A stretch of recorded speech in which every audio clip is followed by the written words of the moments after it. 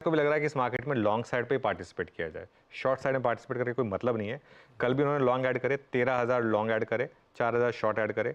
अब हम net long पर हैं, 25,000 लॉन्ग हो गए हैं, अब हम 53% लॉन्ग पर हैं अब हम। तो ये क्लियरली आपको बता रहा है कि मार्केट ओवरबॉट है। इंडिया विक्स 4.5% ऊपर आया, पुट कॉल रेशियो 1.28 पर आ गया वर्सेस 1.11। आज गैप अप के बाद पुट कॉल रेशियो फिर 1.4 1.45 पर आ जाएगा। इसके लिए आज मैं फिर बोल रहा हूँ, आज गैप अप पर बाय नहीं है, रिस्क रिवॉर्ड पे बाय नहीं है। मोमेंटम प्ले करना तो अलग बात है। बैन की जहाँ तक बात है, एक स्टॉक बैन में भी ऐड हो गया है, तो सेटअप थोड़ा सा है ओवरबॉट। लेकिन जस्ट बिकॉज सेटअप ओवरबॉट इसका मतलब ये नहीं कि आप शॉर्ट कर दें। सेटअप ओवरबॉट है तो इसमें थोड़ा बाइंग कहाँ करनी है इस चीज़ का ध्यान रखना है आपको। लेकिन एग्जिस्टिंग लॉन्ग्स हैं अगर आपके, तो कोई दिक्कत नहीं है।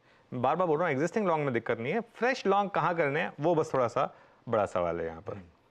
तो एग्जिस्टिंग लॉन्ग्स कोई दिक्कत नहीं है, फ्रेश लॉन्ग का सवाल, उसका आंसर अभी ले भी आएंगे। सेटअप मतलब ठीक ठाक है, ग्लोब के संकेत अच्छे हैं, बाजार में क्लियर टेक्सचर है, तेजी करनी है, गिरावट में मौके ढूंढने हैं। ऐसे में पहले अब निफ्टी का अप्रोच, कल कमाई के अड्डे में बातचीत हुई थी कि अपनी तेजी के सौदे आप लेकर जाएं, तो पहले तो उनके लिए क्या, और दूसरा फ्रेश एंट्री वालों के लिए क्या नजर रखनी है, आज क्या लेवल्स वॉच आउट करने, अप्रोच क्या रहेगा निफ्टी का? बिल्कुल, तो पहले मैं रेजिस्टेंस और सपोर्ट बता देता हूँ। उसके बाद फिर हम बताएंगे कि क्या करना है। पहला रेजिस्टेंस है 22,780 से 22,800, आपका ऑल टाइम हाई भी वहीं पर प्लेस्ड है। और एक ही थोड़ा सा वो 22,800 एक सुनने में अच्छा नंबर लगता है, तो वो हाँ वहाँ पर आपका पहला रेजिस्टेंस है। बड़ी रेजिस्टेंस आएगी आपकी 22,950 से 23,050, जो नेक्स्ट वीकली कॉन्ट्रैक्ट है उसमें जो कॉल राइटर्स हैं वो सारे के सारे इसी जोन में बैठे हैं, तो यहाँ पर एक रेजिस्टेंस आएगी आपको। मुझे लग रहा है वो इस सीरीज़ में हिट होगी, इसी वीकली सीरीज़ में। पहला सपोर्ट है आपका 22,550 से 22,600, कल का लो है, और पुट राइटर्स का ऑप्शन जोन वहीं पर प्लेस्ड है। बड़ा सपोर्ट आपका 22,430 से 22,510, हमने कल भी डिस्कस किया था, ये 10 डे और 20 डे एक्सपोनेंशियल मूविंग एवरेज। अब आते हैं करना क्या है। कल की हमारी स्ट्रैटेजी थी कि एग्जिस्टिंग लॉन्ग्स को आप कैरी करिए, ठीक है, निफ्टी के, तो उसमें तो कोई दिक्कत नहीं है। अगर आप एग्जिस्टिंग लॉन्ग कैरी कर रहे हैं, सीधा आपका पैसा बन गया। एक मार्केट में बहुत अच्छी चीज़ है, ट्रेंडिंग मार्केट में सबसे ज़्यादा पैसा बनता है जब आप सो रहे होते हैं, क्योंकि आपने पोजीशन कैरी की है, अब आप सो रहे हैं रात को, क्यूज अच्छे हैं, सुबह गैप अप मिल रहा है, कुछ करने की जरूरत नहीं है, तभी मतलब सबसे ज़्यादा पैसा बनता है आपका। तो आज सुबह सीधा आपको गैप अप मिलेगा अगर आपने कल कैरी किया है, तो बने रहे, कोई दिक्कत नहीं है, अपना स्टॉप लॉस ट्रेल कर लें। अब नया स्टॉप लॉस हो जाएगा 22,600 का, लेकिन गैप अप पे खरीदना नहीं है। इतने बड़े गैप अप पे, स्पेशली ऑल टाइम हाई के इतना करीब खुलेंगे आप, वहाँ पे बाय नहीं है। देखिए ये मार्केट अब जा रहा है 2, 3, 4, 5 के 6 की तरफ, इसमें भी कोई दिक्कत नहीं है। लेकिन फिर भी क्या होता है ना, जैसे परसों हुआ था, परसों किसी ने अगर बैंक निफ्टी चेज किया था, वो उसको एक बार के लिए मार्केट ने तगड़ी पनिशमेंट दी। तो इसके लिए इस चीज़ का ध्यान रखना, आज भी इंट्राडे में एक बार हो सकता है मार्केट आपको पनिशमेंट दे दे अगर आपने गैप अप चेज किया तो गैप अप नहीं चेज करना है, डिप का वेट करिए, और जहाँ डिप खत्म हो जाए, देखिए जैसे उस दिन हमने आईसीआईसीआई बैंक के नंबर्स के बाद बात की थी कि पहले 15 मिनट वेट करिए, जहां डिप खत्म होगी वहां बाय करिए। तो जहां पर डिप खत्म हो वहां बाय करिए, और 50 पॉइंट का स्टॉप लॉस, और स्टॉप लॉस बहुत जरूरी है सिस्टम में, स्टॉप लॉस लगाना स्पेशली इंट्राडे ट्रेडर्स के लिए बहुत जरूरी है। 50 पॉइंट का एक स्टॉप लॉस लगा के रखें, जहां पर डिप खत्म हो वहां पर बाय करें।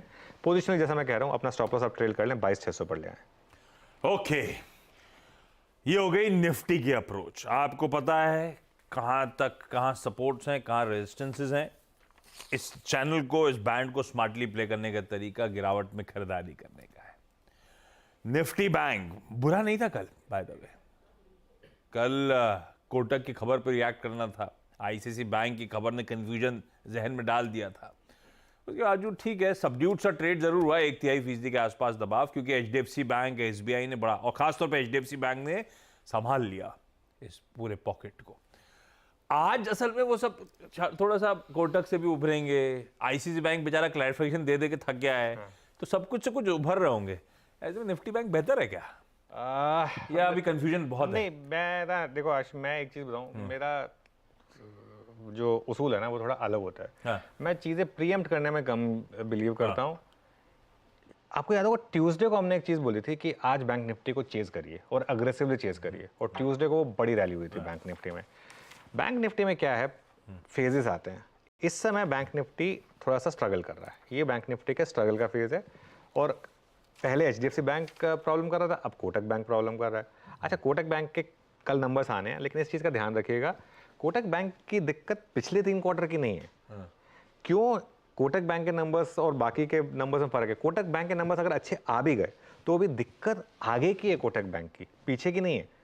मनियन साहब पिछले क्वार्टर नहीं छोड़ के गए थे, मनियन साहब अब छोड़ रहे हैं। और रोक अभी लगी, रोक अभी लगी है, पिछले क्वार्टर में रोक नहीं लगी है। तो पिछले क्वार्टर के नंबर्स तो अच्छे आएंगे, हमको पता है। तो इसके लिए कोटक शायद यहाँ से बहुत ज़्यादा तेज भागेगा नहीं, इवन अगर नंबर अच्छे आ भी गए तो ये एक चीज़ है यहाँ पर। तो इसके लिए भी कुछ टाइम के लिए बैंक निफ्टी शायद इग्नोर करें आप। इसका मतलब ये नहीं कि बैंक्स को इग्नोर करें, फर्क है।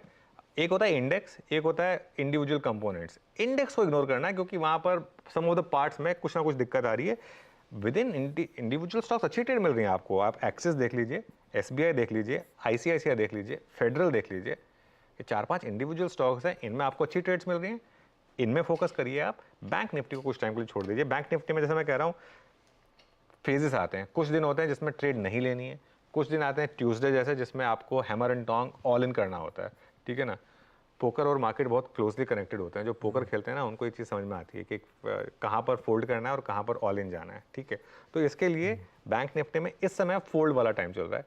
ट्यूसडे का ऑल इन वाला टाइम आएगा तब डिस्कस करेंगे। अच्छा, हो सकता है आज फिर मार्केट में सेंटिमेंट बदल जाए, उसको स्क्रीन पर फिर ऑब्जर्व करेंगे। कल मैंने एक व्यू लिया था कि बैंक निफ्टी में कोई ट्रेड नहीं है, स्क्रीन पर देखेंगे और पूरे दिन कोई ट्रेड बनी नहीं बैंक निफ्टी में, अगर आप देखेंगे तो। आज देखते हैं, शायद बन जाए, लेकिन मैं अभी भी कहूँगा कि बैंक निफ्टी से बेटर है बैंकों के इंडिविजुअल स्टॉक्स पर फोकस करना। बैंक निफ्टी नहीं, इंडिविजुअल स्टॉक स्पेसिफिक परफॉर्मेंसेस पे, कॉन्स्टिट्यूएंट्स पे फोकस ज्यादा बेहतर रणनीति। खैर, बाजार खुलने देते हैं, इंडिविजुअल स्टॉक्स का बिहेवियर भी देखेंगे उसके बाद, और डिटेल में फिर मार्केट की ओपनिंग के बाद बाजार की चाल और लाइकली ट्रेड्स पे बातचीत होती रहेगी। मॉर्निंग पैनल रेडी हो रहा है। CNBC